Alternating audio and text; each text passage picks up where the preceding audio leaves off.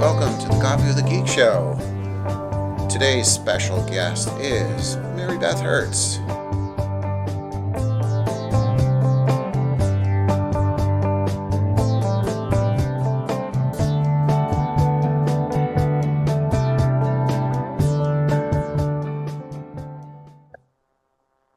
Welcome, everybody. It is February of 2025. The year always seems to go by fast. Today I have a special guest, as always, the first guest of this year. I just couldn't get myself a guest in January because of all the busyness that goes on. And it seems like as educators, you hear that a lot these days. It's a busy field. But with me today is a special guest and a person I've come across in a bunch of different social media contexts, including LinkedIn.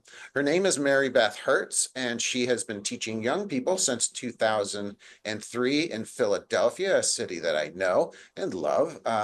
She has been at the forefront of educational technology. She is an author of Digital and Media Literacy in the Classroom, Practical Classroom Applications, and the executive director of Walkabout Education, which is an organization dedicated to building experiential learning schools. So we'd love to talk about both of those things. But first of all, before we get started, welcome, Mary Beth. And do you have a favorite cup of coffee or just a favorite drink of your choice? Let's start with an easy one. Well, thank you for having me. I am drinking coffee, which is cold, but it's okay. But it's in a mug that my father gave me from, you can't really see it because of the blurred Oh, background, there it but from the is. Outer Banks in Cape Hatteras. Oh, nice. I drink that out of this cup every morning. I'm not like a coffee snob, so I just kind of drink a cup of coffee because I feel like every teacher needs, even on the day off, you need caffeine to get you going. But I don't, yeah, so I don't really have like a favorite kind of coffee. But this is my favorite mug. Okay, fair enough.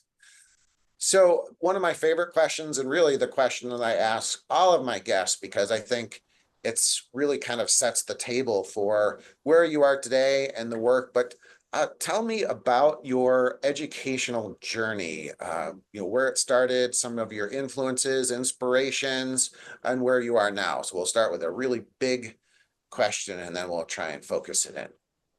And I will try to be as concise as possible because it's a That's tough, long isn't and it? winding place.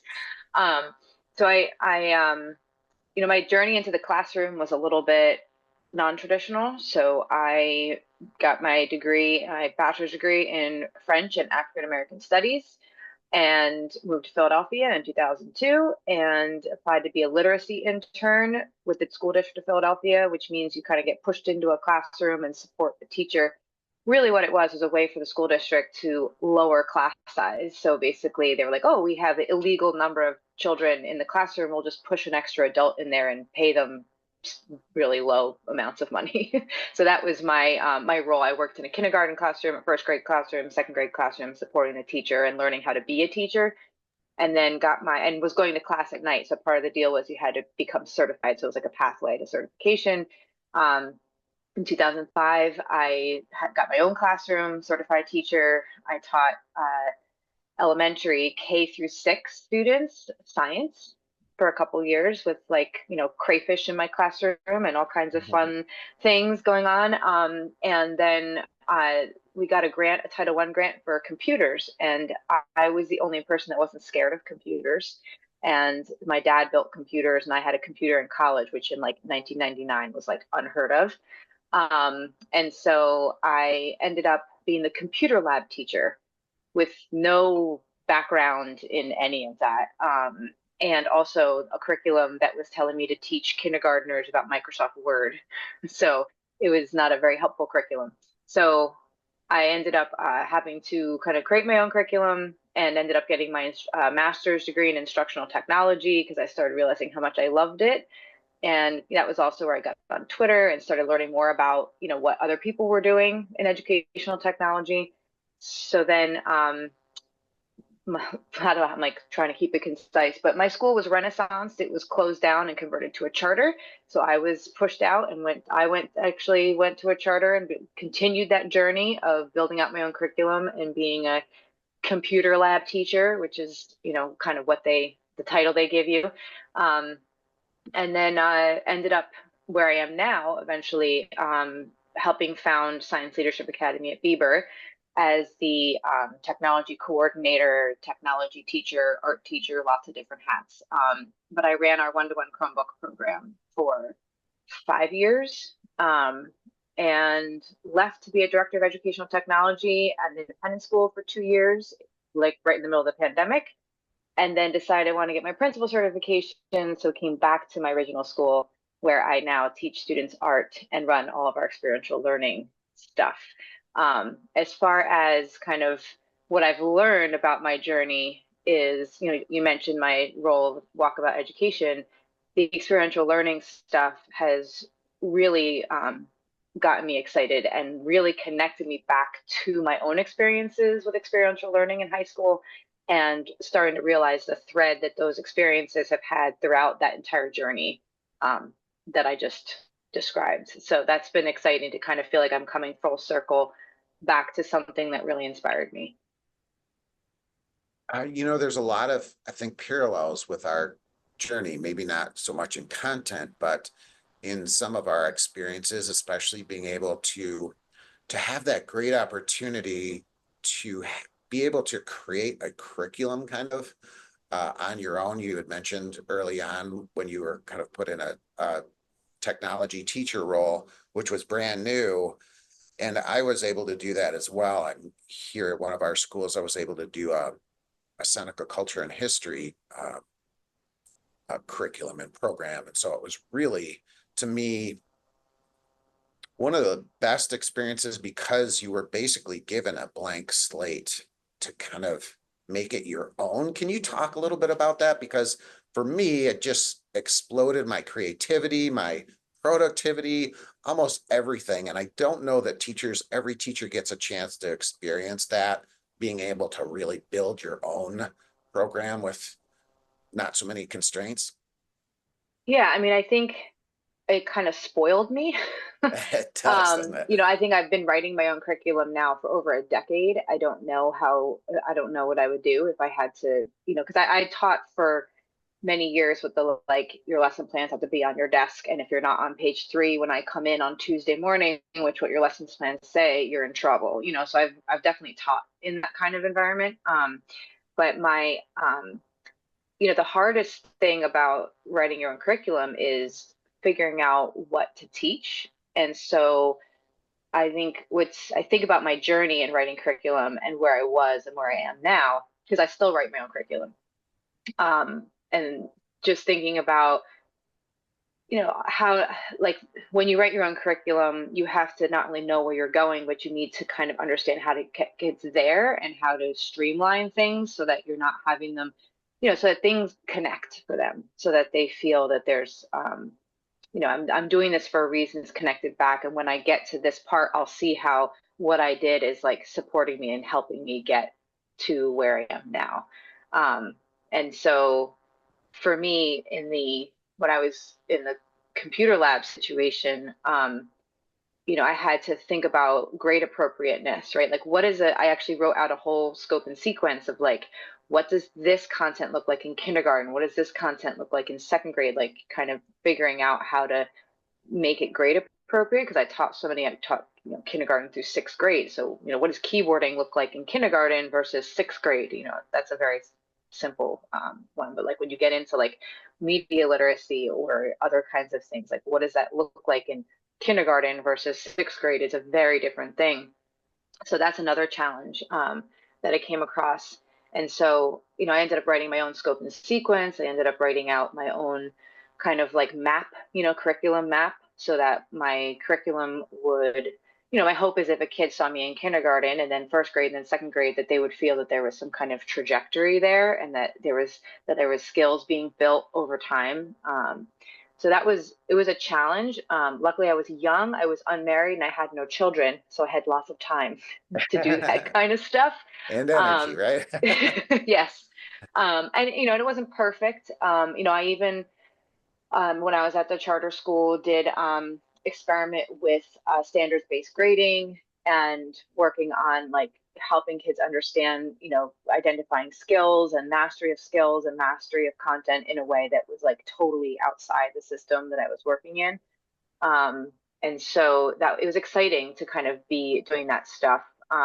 When I came to SLA Beaver, I had been using backwards design already, but we used backwards design, like an understanding by design, to write our units. And now, at this point, 10 years later, that is how I write my curriculum or write my units is through, essential questions and, the knowledge and the skills and the content that kids need, and then kind of building out from there. And it does get easier and you understand it better, but then you also look back and go like, man, those poor kids, because you're not as organized. It's not as streamlined, and that you kind of weren't as efficient with what you were doing. So in some ways, it's exciting to be at this point where I feel like I'm there, feeling like I'm organized and things are streamlined. And I've also you eliminate the noise in your curriculum so that it really is focused. And that's something I think I try to do way too much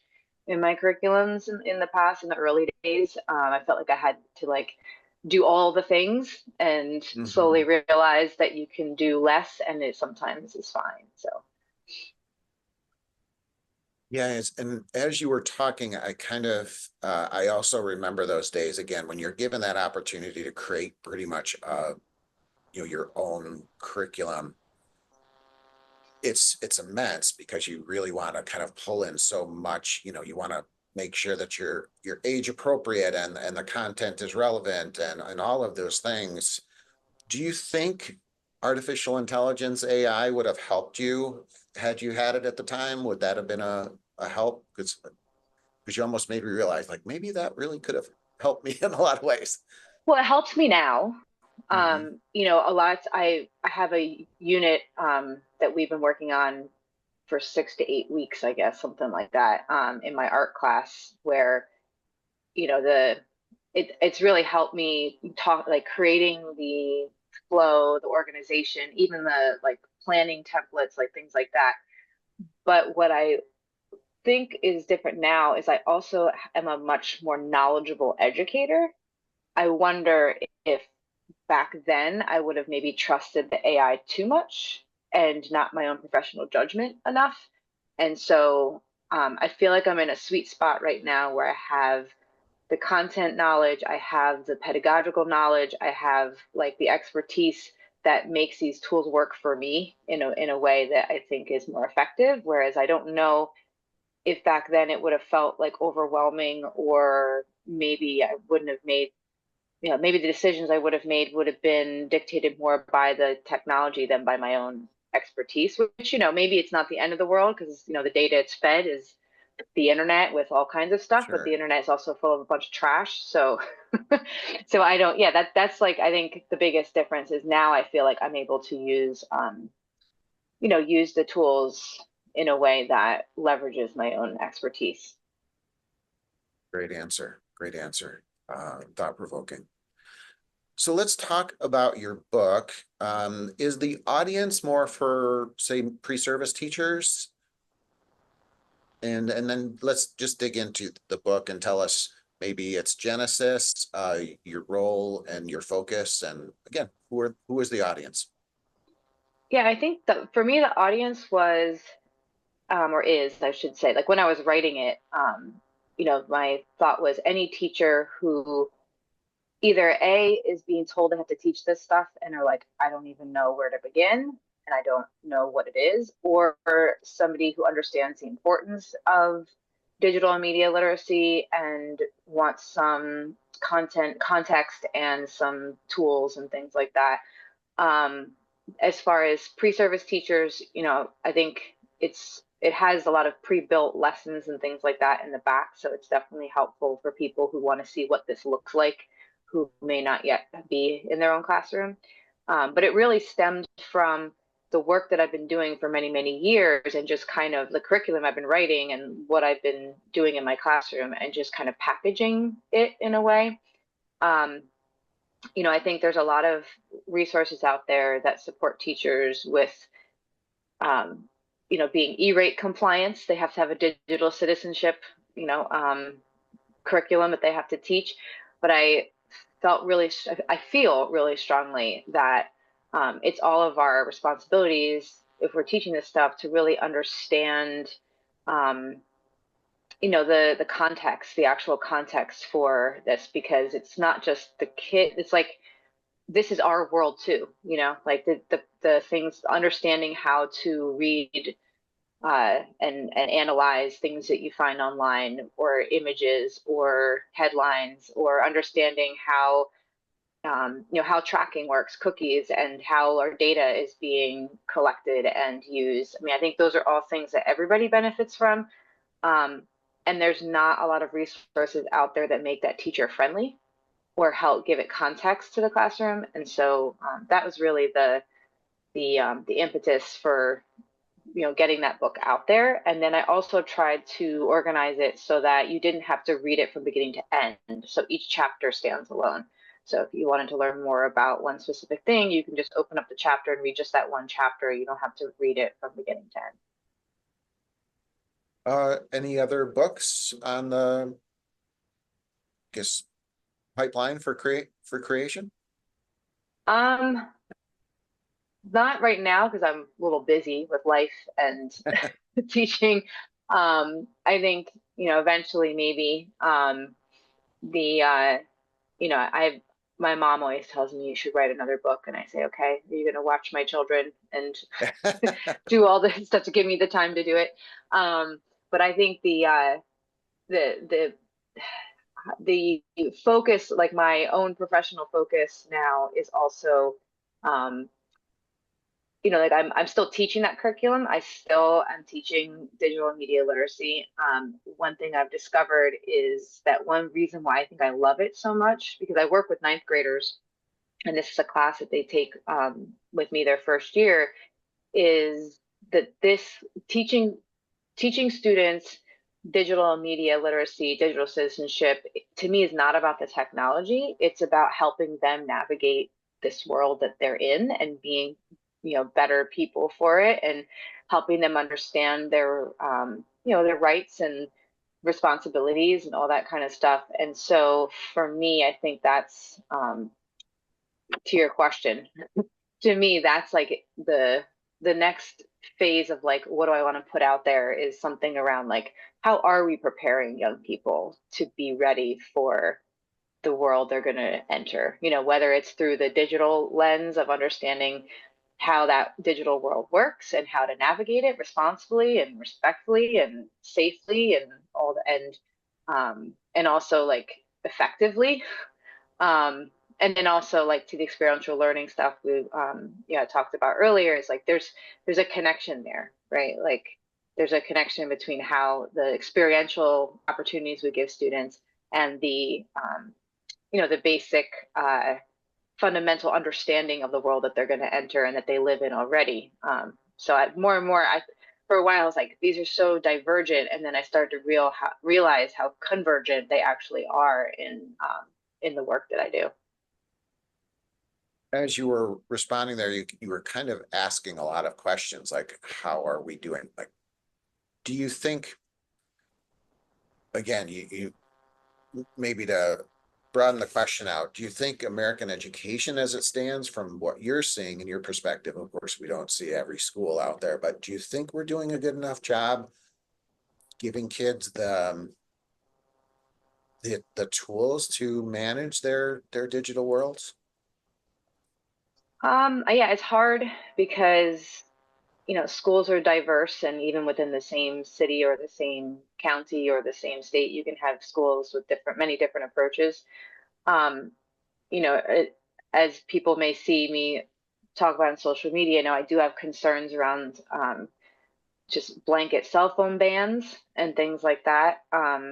Things that kind uh, of like not avoid, but the practices that do not give students the opportunity to learn how to manage things and manage devices, manage like even when I'm trying to teach I remember when I was trying to teach kindergartners about advertisements, because they love to click on things, and so like big flashy ads, they'd always click and be like, what happened, and I have to explain, when you click on an ad, it's a commercial, and you need to, and so like helping them understand when they look at a web page, what is the content and what is a commercial. And then so that worked for 1 year, and then the next year the filter blocked ads, so now the ads were gone. So I literally had to scrap my whole lesson on, like, now it's like, great, well, now I can't even teach these kids the difference, because now they don't see them at school. And for some kids, that was at school was the only place they used a computer. And so it was the only opportunity they had to learn that skill. So, I that's a kindergarten example, but I think that there are times where we overdo it when we try to protect young people. I guess is my point, that we don't give them, I always say that, as a parent, you don't just send your kid out onto the playground, right? You teach them about how to be respectful to other kids, about what to do if there's a problem, what to, and you're paying attention and guiding them. You're not hovering over them, and you're not saying we're not going to the playground because it's not safe, right? You're giving them a chance to explore and play. And when we take that away, then, if we never let them play in the playground and then they go play in a playground, they're going to end up with not having that support, all of a sudden when they're thrown in that. Like, I've seen even interviews with college students where, the kids had no freedoms. They had these helicopter parents, and then they go to college, and the kids who had the helicopter parents can't handle it. They don't know what to do because they've never had freedom before. And so I worry about that, where if we don't give students those experiences before we send them out, then they can't handle that next phase because they haven't had that chance to be independent. So to answer your question, I think I hope that I feel like it might just be my little bubble that I live in, but I feel like there's a larger push towards experiential learning. I feel like there's a larger push towards career connected learning. Having kids do job shadows or internships, or having those kinds of experiences. They're at the same time, those are great if they're great experiences, but if they're just kind of like one-off add-ons, or like, hey, we did this thing without being integrated into like a culture or a system within the school, I'm not sure it's going to be as effective as if you make, you say, well, this, like if you have that understanding throughout the curriculum, that students are exploring, that they are asking their own questions, they're researching their own questions, and they're engaging with content and curriculum in a way that it's not just like delivered or sit and get, that there's ways for them to really, and I'm going to steal the term explorer from I don't know if you know about the book that just came out, The Disengaged Teen, but it's, I actually have it right here, but this is the book. I don't know if you guys can see it because it's all blurry. Yeah, you can't see it. Or I'll move my face. Nope, you can't see it. All right. Well, the disengaged teen is basically there's 4 different modes of engagement, and the one that students feel thrive in most is the explorer mode. And so I think about that a lot, and like, how do we give young people more experiences in explorer mode? And so I think that in some ways we're getting there, but I think in some ways we're taking a step backwards. And I think that the hard part is, like it's always been, is that people want data, they want hard numbers, and they want to see improvement. A lot of this stuff just is measurable in a way that doesn't look good on a pie chart or a bar graph. And so I think that's something that schools are up against. And I will say, and then this is a long rambling answer, I'm sorry, but No, it's all good. I will say that my journey, my educational journey, included a very experiential senior year of doing internships and doing service learning projects, like outside of the school, for 4 days a week, where I wasn't even going to my physical school building except for once a week for long periods of time, doing self-directed research project, those kinds of things. So I also wonder, for those of us who've had those experiences, it's easier to see what they can look like in a school and to try to bring those experiences to our students. But a lot of people have had a very traditional school experience. And so even if you want to try to do those kinds of things, it can feel very abstract, and it can feel like a little unclear of like what path to take. Let's kind of tailor the last question here. You mentioned the word experiential quite a bit as we've chatted, and does that kind of dovetail into your work with the Walkabout education? Maybe talk a little bit about that. Yeah, and I think um, it's important to be clear about what experiential learning means because I think it's become a buzzword in a lot of ways. Um, so for me, that idea of it being connected to the curriculum is really important. That it's not just an add-on, like, hey, we did this one thing. That you think about how you can incorporate different experiences into the your everyday stuff in the classroom and in the school. The work I do with Walkabout. So Walkabout is the school that I attended my senior year. It was an alternative senior year. It was around for 37 years, running in Upper Westchester County in New York. And so my experience, what in my senior year, was going into the woods and hiking for a week with like a 50-pound pack on your back with a bunch of other classmates I'd never met before because we were from all over the county. And then doing a service learning project, and then in the winter doing creative writing, and we're doing a research paper on Indian Point, which is a nuclear power plant up in Westchester County, and doing an internship in New York City. 4 days a week, I took the train into Manhattan at 17 and did an internship at a publishing company. So, two different publishing companies. So I think, and then ending the year with a week-long backpacking trip and a presentation of my learning to my peers and my family. And so for me, experiential learning, like I started the year with as a very good student, going to take 5 AP classes, was like on paper, this really successful student, had no self-confidence, had no idea what I wanted to do, had no sense of like self, I was just kind of like on the conveyor belt doing what the grown-ups told me to do. And so I ended that year um, feeling just so prepared for that next step, feeling like I could take on challenges, that I could do things on my own for myself, set my own goals. And so I take that experience with me. I mean, part of my role in Walkabout Education is to share the model and share that experience and try to share that approach with as many people as possible because of how transformative it was for me and people around me. And then being able to take my own experiences and take that model and use it in my own work at my own school. So getting kids set up with internships, volunteer opportunities, having resume workshops. We're doing a financial literacy curriculum with a simulation day through junior achievement.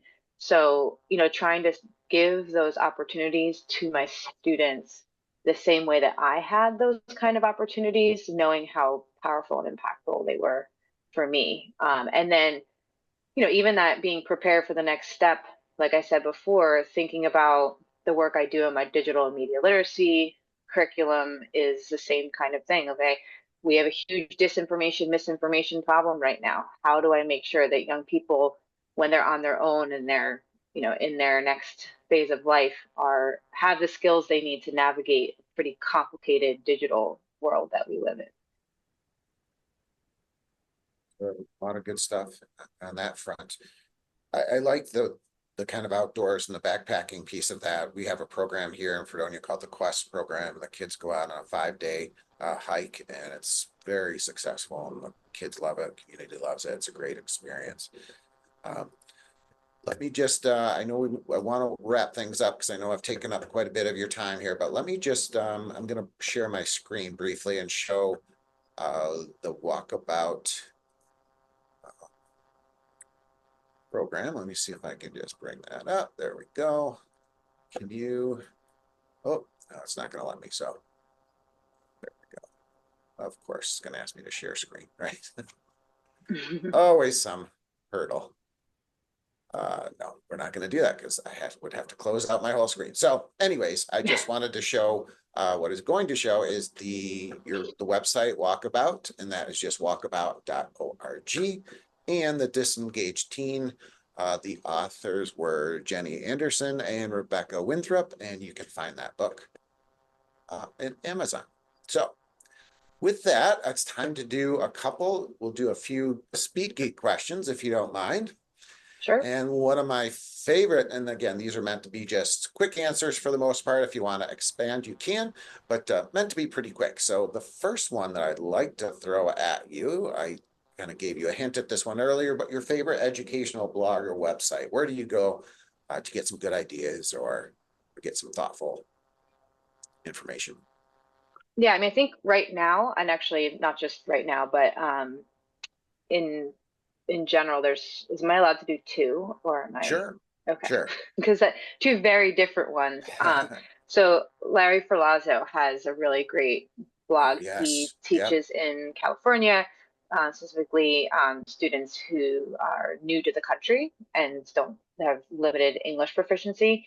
But he just has a really great he shares really great resources. He has like weekly roundups of different sources, and specifically the things he's been sharing about supporting immigrant populations right now has been super helpful and necessary.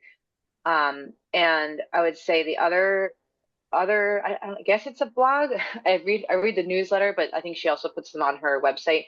But Audrey Waters' Second Breakfast is a really great perspective on ed tech, a lot of stuff around the perspective on AI and education. It's very curmudgeon-y, but that's why I like Audrey. Has always been a voice of just kind of she's been a critical voice that we need in the ed tech sphere for a long, long time. So she has, and the newsletter comes to my email, which I like, so I can just read it on Monday mornings, or is it Mondays and Fridays, I think. Those are my two go-tos right now, at least. Yeah, Larry's been around for years, really, I think since the Hmm. kind of early days of educational technology, and it's just has resources upon resources. Fabulous site. Yeah, I'm not as familiar with Audrey Waters, you said, so I have to check yeah, that one two out. T's. Okay, Yeah. Audrey Waters. Okay, awesome. All right, favorite social network? Um, right now, I'm probably the most on LinkedIn, which I never thought I'd say. I know. But I am on Blue Sky, and I've been enjoying Blue Sky. It feels like yeah, it just feels like the algorithm isn't quite as insidious as some of the other. Like I feel like I'm actually just seeing a feed of people like the old Twitter days before Hmm.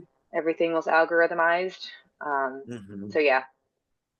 Okay, I have to check that one out. What is your whimsy? Do you like any fantasy in your life? Star Wars, Harry Potter?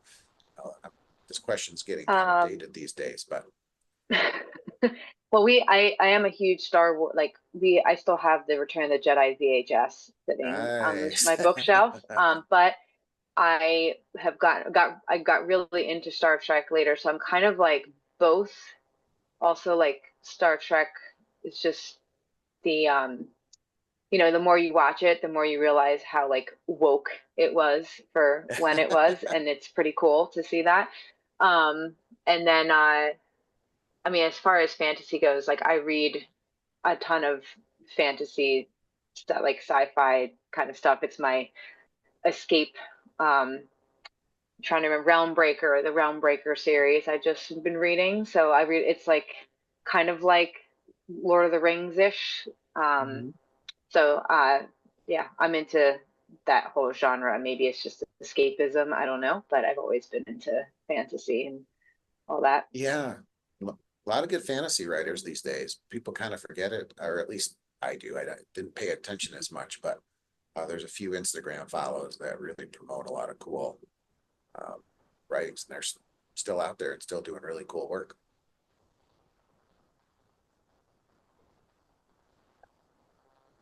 Okay. So we'll end it there. Thank you so much, Mary Beth, for your time. Your insights are really timely. I can't wait to keep up to date with you, to keep up to date with educational technology. So keep up the great work, and let's keep in touch. Yeah. Thanks so much for having me. It was really fun. All right. Keep up the great work. See you later. All right.